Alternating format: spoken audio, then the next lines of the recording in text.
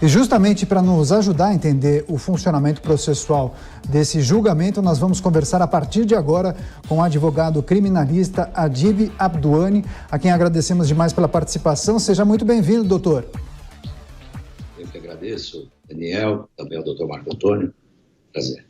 Perfeito, doutor. Então, a mãe do menino, a Monique, acabou compartilhando detalhes do relacionamento dela com o ex-vereador, o doutor Jairinho. Ela disse que ele era controlador, violento em algumas ocasiões.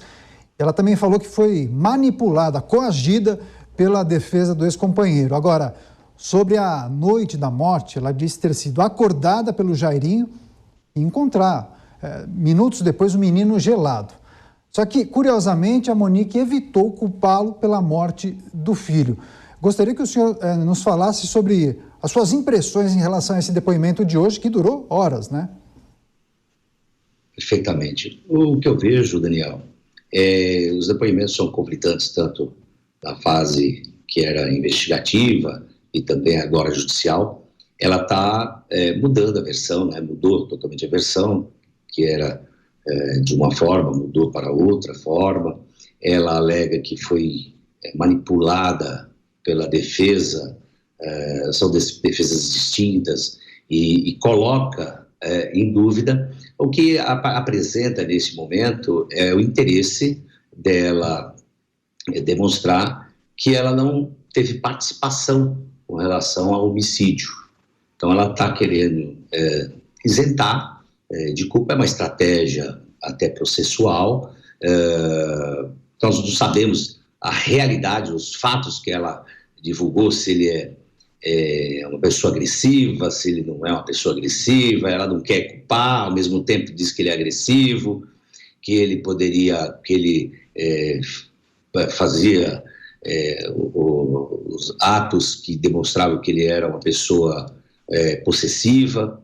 Então, a verdade com relação à pessoa, o que pode agravar por ele ser agressivo, sim, pode agravar a pena, mas isso tudo não demonstra ainda a veracidade de que realmente ela não tenha participado do crime. Chamou a atenção quando a Monique relatou detalhes da vida íntima do casal. Ela chegou a perguntar para a juíza se poderia falar sobre essas questões. A juíza autorizou, e aí ela chegou a comparar as relações sexuais que chegou a manter com o ex-vereador a um ritual. Ela disse que ele era muito violento, chegou a esganá-la. Na verdade, ela disse que ele sempre a esganava durante o ato sexual. Enfim, detalhes muito fortes, inclusive. Esses relatos podem agravar a situação de Jairinho ou pode ser entendido como uma estratégia, como o senhor mencionou há pouco? Eu entendo que é uma estratégia até da defesa para ela isentar que ela não tenha participação, e ainda, como violento, se ficar comprovado que é uma pessoa violenta, também pode agravar, sim, até na dosimetria da pena, até porque pode passar pelo jurado. Os jurados são júris populares, são juízes leigos, então eles são 7 que vão participar, e eles poderão aí entender que tem um agravante, né, que seria na hora da votação, eles votarem por um agravante. Então, neste caso, entendo sim que dificilmente, até pelo que já foi divulgado pela imprensa, dificilmente ela seja absolvida, porque querendo demonstrar que ela não tem a participação do homicídio. Perfeito. Agora, doutor, seguimos com a pergunta do seu colega de advocacia e também comentarista da Jovem Pan, Marco Antônio Costa.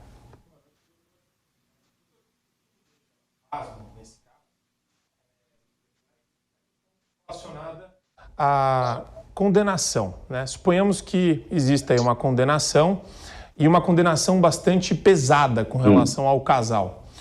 Vamos supor, e daí eu vou pedir aqui a ajuda do senhor, qual seria a maior condenação para esse caso, do ponto de vista teórico, e ao mesmo tempo eu gostaria de saber, com bom comportamento e uma série de benefícios que a lei processual penal confere para os dois no caso, em quanto tempo eles estariam fora da cadeia, porque esse é o ponto que me deixa mais indignado. Hoje o que nós estamos vendo, no caso, estão sendo acusados pela triplo homicídio, né? Seria triplamente qualificado o homicídio, seria com agravantes, aí, conforme a acusação, né, do promotor. Entendo, sim, que o mínimo para crime doloso é 12 anos. Né? Nós temos aí, depois da mudança da lei, que poderá uma pessoa ser cumprida até 40 anos de prisão. Só que quando nós temos aí as possibilidades aí também os benefícios, né, que podem surgir numa execução, ou ainda pode haver uma diminuição da pena quando eles recorrerem ao tribunal, então tudo isso vai depender da condenação final, aonde vai se chegar essa dosimetria da pena. Se essa dosimetria da pena for no máximo 40 anos, se a gente falar de 1/6 da pena, é o que normalmente, se ele tiver benefício, ele vai cumprir. Eles vão cumprir, né? Cumprir a pena. Então, nós temos aí várias polêmicas ainda para ser distinguidas, para saber a dosimetria, qual será a pena máxima, a pena que eles vão cumprir na realidade, porque o mínimo é 12 anos. 12 anos. Como eles estão sendo acusados, tem várias agravantes, poderá chegar cada um a mais de 40 anos, e o máximo é 40 anos, e se chegar a 1/6 da pena, que é o cumprimento de benefício, que pode bons comportamentos, e tudo vai depender muito ainda do que vai ser julgado. Ainda nós temos ainda a pronúncia, que ainda não foi realizada pelo juiz, pela juíza. Essa juíza condenando na sentença de pronúncia, aí ela vai caminhar para o tribunal de júri, que é outro juiz. E aí esse juiz vai marcar uma sessão de julgamento, vai ter vários requisitos, jurados, então vai ter ainda um trabalho árduo ainda, tanto da acusação quanto da defesa. Tem o caso em Riborel em destaque. A possibilidade de ter uma... Perfeito. Doutor, muito obrigado pela entrevista. A possibilidade de ter uma condenação alta é muito grande. Perfeito. Advogado criminalista Adib Abduni participou aqui do Top of the Hour, contribuindo demais para a gente entender um pouco melhor todo o processo que envolve o julgamento no caso do menino em Riborel. Muito obrigado pela participação e volte mais vezes, doutora. Muito obrigado pelo convite, muito obrigado também, doutor Marco Antônio. Obrigado, Daniel. Boa noite a todos.